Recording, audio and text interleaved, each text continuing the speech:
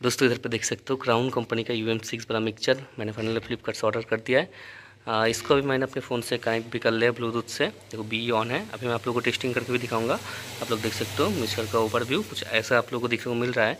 इधर पे आउजा का मशीन से मैंने कनेक्ट किया इसको, और इधर पे पियानो का मशीन है। आउजा का मशीन से इधर पे देख सकते हो 2 बॉक्स कनेक्टेड है, और पियानो का मशीन से एक मैंने चोंगा इधर पे कनेक्ट किया है।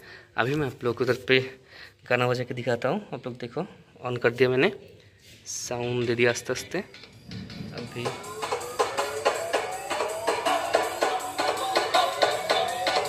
ठीक है, देखो ब्लूटूथ बज रहा है।